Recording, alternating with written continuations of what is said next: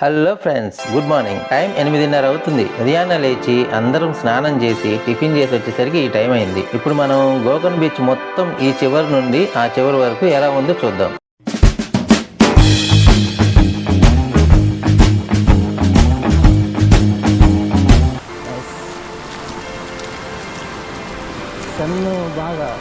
Sun బాగున్నాడు. ఎండ బాగా మొగం మీద కొడుతుంది. వీడియో నచ్చితే లైక్ చేయండి. Please subscribe to my channel. Thank you so much. చూడండి, సాయంత్రం తెచ్చిపోతుంది. కొంచెం బ్యాక్ వెళ్దాం. కొంచెం నిన్నటి మీద వాటర్ బాగా వచ్చింది, చూస్తారా? నిన్న సాయంత్రం సముద్రం బాగా వెనక్కి వెళ్ళింది కదా, ఇప్పుడైతే చాలా ముందుకు వచ్చింది. పెద్ద పెద్ద అలలు లేకుండా చాలా ఫ్లాట్గా ఉంది.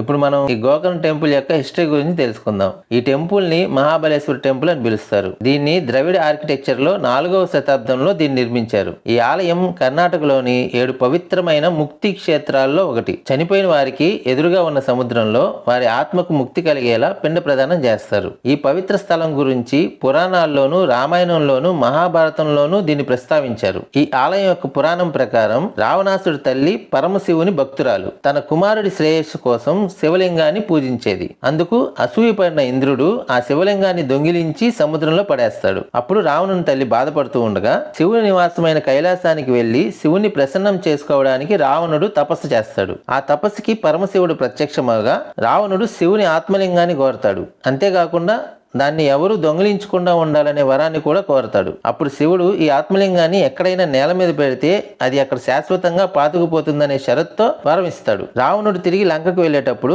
ఒక సాయంత్రం సమయంలో గోకర్ణకు దగ్గరలో ఉన్నప్పుడు వారి పితృదేవులకి కర్మలు చేయవలసి వస్తుంది.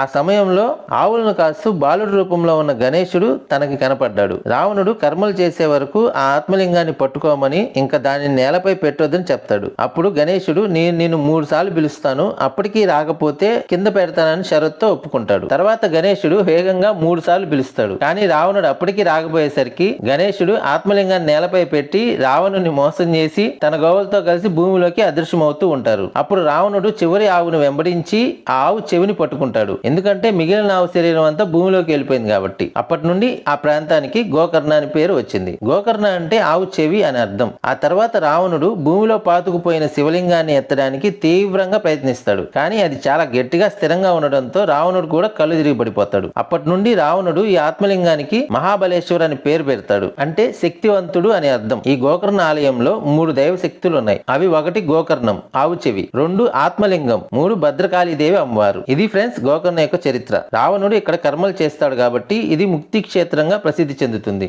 నెక్స్ట్ ఇక్కడ బోట్ రైడింగ్ కూడా ఉంది. ప్రైసెస్ ఎలా ఉన్నాయో కనుక్కుందాం. How much? 300 ప్లస్ 500. పెద్ద బోట్ అయితే 300, చిన్న బోట్ అయితే 500. 500 దాంట్లో అయితే ఇద్దరు మాత్రమే వెళ్ళొచ్చు. ఇప్పుడు నేను దర్శనానికి వెళ్ళాలి కాబట్టి గబగబా బీచ్ మొత్తం రికార్డ్ చేసుకొని వెళ్దాం.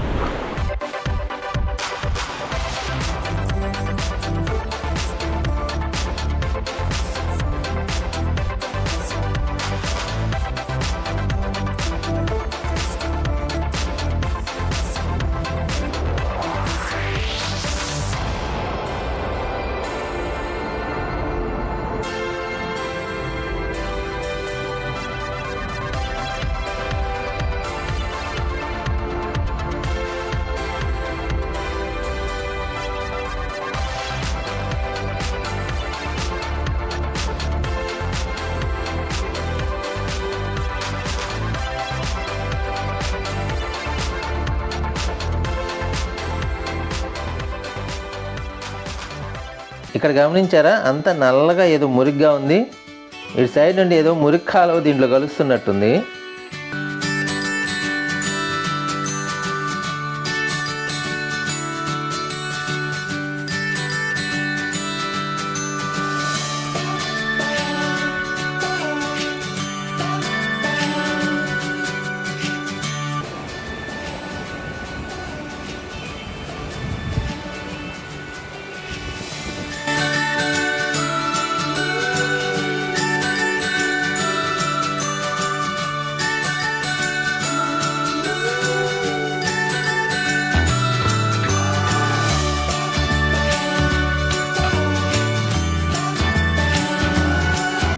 నీళ్లు మురిగ్గా మళ్ళీ క్లియర్గా కూడా ఉన్నాయి. మురికి నీళ్ళు, సారీ ఇది మురికి నీళ్ళు.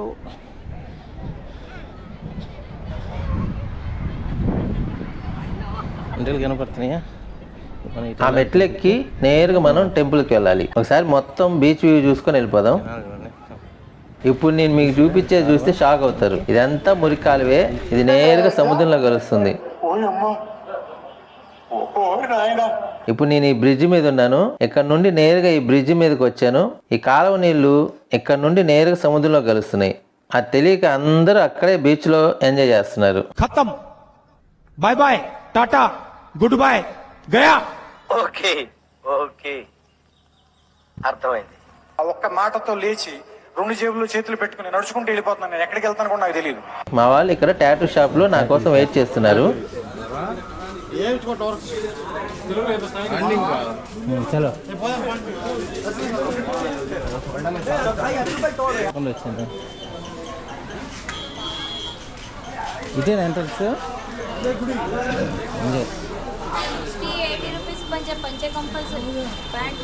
పంచలేంది లోపలికి వెళ్ళలేదు.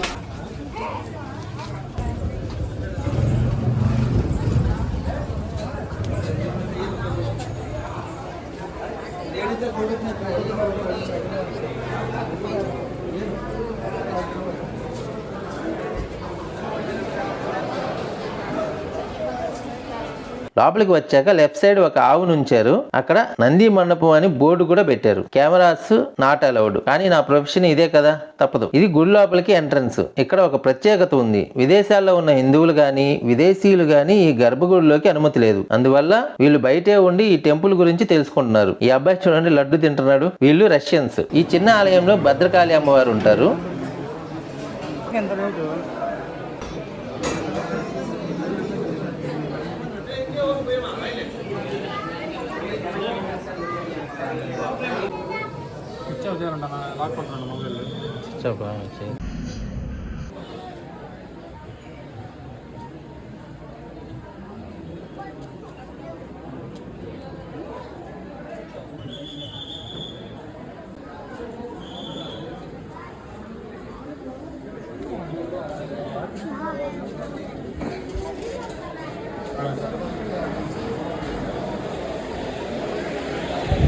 గుడి నుండి బయటకు వచ్చాక లెఫ్ట్ సైడ్ ఒక శివలింగం, దాని వెనక రావణుణ్ణి మోసం చేసిన శ్రీ మహాగణపతి టెంపుల్ ఉంది. బీచ్ కి వెళ్ళాలంటే ఖచ్చితంగా ఈ దారి నుండే వెళ్ళాలి.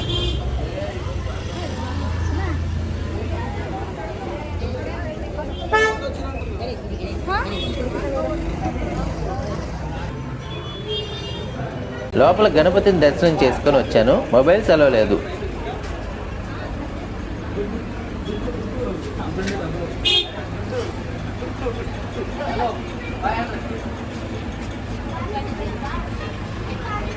షాపింగ్ చూసుకొని ఇంకా కార్ దగ్గరికి వెళ్తున్నాను.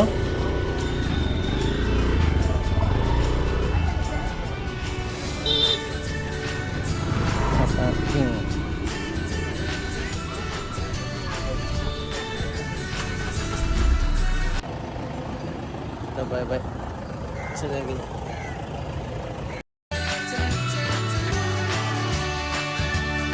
నా ఎక్స్ప్లెనేషన్ కనుక నచ్చితే లైక్ చేయండి, నచ్చకపోతే డిస్లైక్ చేయండి. ఇలాంటి మరెన్నో టెంపుల్స్ సంబంధించిన ఇన్ఫర్మేటివ్ వీడియోస్ కోసం నా ఛానల్ సబ్స్క్రైబ్ చేసుకోండి. నెక్స్ట్ ఎదిగంజి మహాగణపతి టెంపుల్లో కలుద్దాం.